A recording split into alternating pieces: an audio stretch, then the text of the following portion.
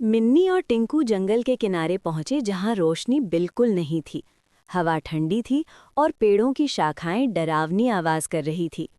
अचानक किसी ने हूं जैसी आवाज निकाली। मिन्नी पीछे कूद गई। अंधेरे में से दो बड़ी बड़ी हरी आंखें चमकी। फिर आवाज आई, कौन है वहां? टिंकू घबराया, लेकिन मिन्नी ने हिम्मत दिखाई। हम चांदनी बीज ढूंढ रहे हैं, तुम्हें पता है कहाँ है? अंधेरे से एक बड़ा सा उल्लू बाहर आया, उस्ताद उल्ला।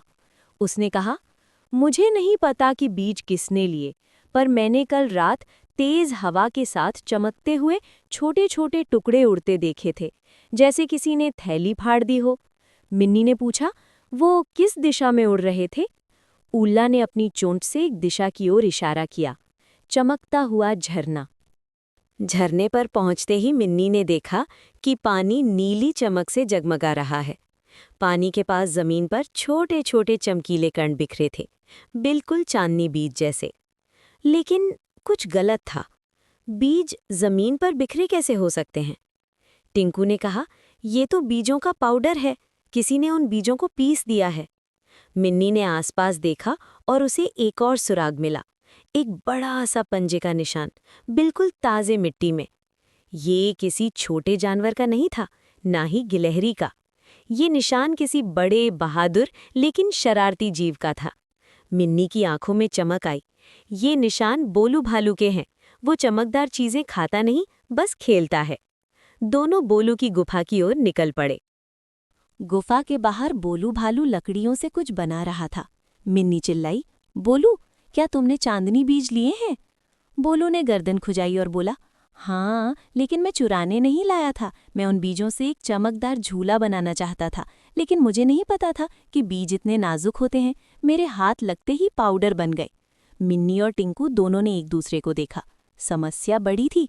अब जंगल में रोशनी कैसे आएगी? टिंकू दुखी होकर बोला, बीज पाउडर में बदल गए हैं, अब क्या होगा? तभी मिन्नी को एक शानदार आइडिया आया। उसने कहा, अगर बीज खत्म हो गए हैं तो उनके पाउडर को पानी में मिलाकर फिर से रोशनी बनाई जा सकती है। झरने का पानी तो खुद जादुई है। टिंकू की आंखें चमक उठी। हाँ, यही तरीका है। सब मिलकर झरने तक गए। मिन्नी ने पाउडर को सावधानी से पानी में मिलाया। पानी कुछ पल के लिए बिल्कुल शांत हो गया।